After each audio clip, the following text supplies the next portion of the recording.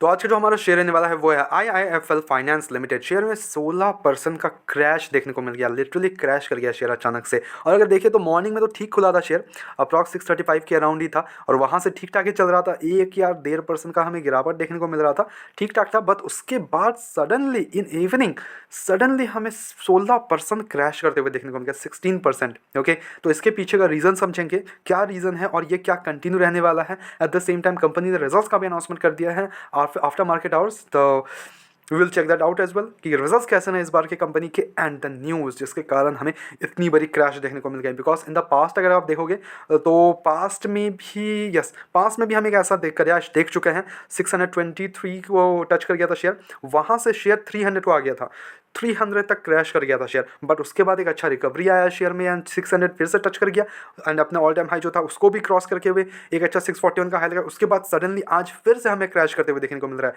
And ये क्या crash जो है वो कल भी कंटिन्यू रहने वाला है एंड आगे के लिए इसको कैसे मूव फॉरवर्ड करना है, क्या हम अभी एग्जिट कर जाए एंड विल एंट्री कि यहाँ पे हम फिर से 300 के लेवल्स को टच कर सकता है। तो चीज़ों को समझते हैं, पहले तो न्यूज़ चेकआउट करते हैं हम इसके पीछे का रीज़न, ये क्रैश के पीछे का रीज़न। तो ये आया है इनकम टैक्स डिपार्टमेंट की तरफ से, यहाँ पे स्पेशल ऑडिट दिया गया है। अब यहाँ पे आए थोड़ा देरी को and IT order special audit. अब थोड़ा सा हम न्यूज़ पे आते हैं तो थोड़ा उसको समझते हैं। तो देरी को stocks turned negative after the company reported that the income tax department directed it for a special audit. So ये मार्केट के लिए नेगेटिवली आ गया, ठीक है, रिजल्ट्स बेसिस पे। यस, पता नहीं कैसे रिजल्ट्स हैं तो we will check that out, but ये कंपनी के लिए टोटली नेगेटिव है। वाई नेगेटिव है? बिकॉज ऐसा पहले भी एक बार हो चुका है and again it is happening again कि हमें फिर से इनकम टैक्स डिपार्टमेंट की तरफ से स्पेशल ऑडिट आते हुए देखने को मिल रहा है। तो अगर थोड़ा सा हम न्यूज़ पे देखें तो income tax department directed IIFL finance to get its accounts audited for a specified block period. The IT departments appointed a special auditor for the purpose and the order for a special audit is procedural in nature. IIFL Finance said in exchange that the company will cooperate fully with the special auditor as required under law. There is no objection or determination against the company under the said communication and at the stage no financial impact can be ascertained. IIFL Finance faced significantly scrutiny from the Reserve Bank of India back in early 2024 because of alleged irregularities in the gold loans. तो ये मैंने पहले भी बताया आपको कि देखो वहाँ से क्रैश कर गया था, उसके बाद फिर से रिकवर हो गया, ठीक है। तो यहाँ पे फिर से हमें सेम चीज़ देखने को मिल रहा है कि अभी ये जो स्पेशल ऑडिट होने वाला है तो इसका आउटकम क्या आने वाला है। अगर आउटकम इसके लिए बुरा आता है देन अगेन कंपनी हमें और भी गिरते हुए देखने को मिलेगा। अगर यहाँ पे हमें बोल दिया जाता है कि कोई भी इशूज़ नहीं है, ओके, तो that can be positive. But अब आते हैं, ये हो गया आपके लिए रिजल्ट्स, ठीक है, सॉरी ये आपके लिए हो गया न्यूज़ जिस कारण से हमें गिरावट देखने को मिल गया। एंड लास्ट में बताऊंगा कि इसके पीछे अब कितना हमें और भी गिरावट देखने को मिल सकता है और हम आगे के लिए कैसे मूव फॉरवर्ड करना है मैं आपको बताऊंगा, लास्ट में पता चलेगा आपको। तो यहाँ पे पहले हम रिजल्ट्स पे जब चेकआउट कर लेते हैं कंपनी के इस बार के रिजल्ट्स कैसे रहे। तो यहाँ पे रेवेन्यू की बात करें तो 2443 करोड़ से 3427 करोड़ होते हुए देखने को मिल रहा है दिसंबर क्वार्टर में, तो बढ़िया जंप है रेवेन्यू में। बट वही अगर हम फाइनेंसिंग प्रॉफिट की बात करें तो 140 करोड़ से 710 करोड़ का होते हुए देखने को मिल रहा है, यहाँ पे बहुत बढ़िया जंप है। एट द सेम टाइम जो फाइनेंसिंग मार्जिन है कंपनी का वो भी इंक्रीज होते हुए देखने को मिल रहा है 6% से 21%।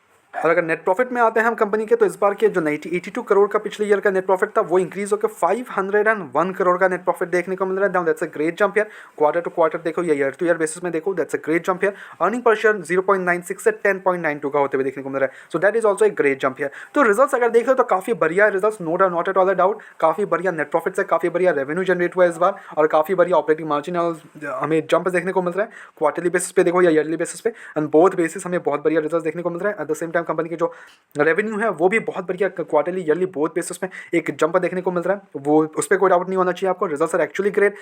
तो रिजल्ट्स के बाद अगर हम इसके थोड़ा फंडामेंटल्स पे आ जाए तो देखो मार्केट कैप 22,000 करोड़ के आसपास का इनका, स्टॉक अप हालांकि अंडर वैल्यूड है 17.9 का, इंडस्ट्री पे 20.2 के आसपास का है और यहाँ पे और भी गिरावट देखने को मिलेगा मैं स्टॉक अप में बिकॉज शेयर क्रैश कर चुका है। तो आई वुड होपिंग कि यहाँ से और भी नीचे जाए, बट डेप्ट वगैरह देखेंगे नहीं इस पर बिकॉज ये एक NBFC है। ऑपरेटिंग मार्जिन 59% का है, ग्रेट प्रॉफिट को 27% का है, PG रेशियो 0.85 नेगेटिव है, पिक्चर स्कोर 2 के अराउंड है। और वही अगर इन्वेस्टर्स पे आ जाते हैं तो देखो 24.85% अभी भी प्रमोटर्स के पास है। तो अगर FIS की बात करो तो 27% की होल्डिंग उनके पास है, FIS के पास है, बट जो मेजर स्टेक होल्ड करते हैं वो पब्लिक के पास होल्डिंग है 38.20।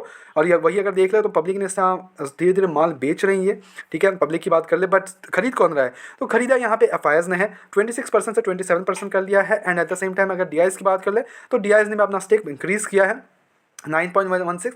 पहले इनके पास वो काफ़ी कम स्टेक्स थे, इट्स अराउंड 4, 5, 8, 9% का स्टेक था, बट नाउ इट्स 9.16, तो अच्छा स्टेक होल्ड करता है।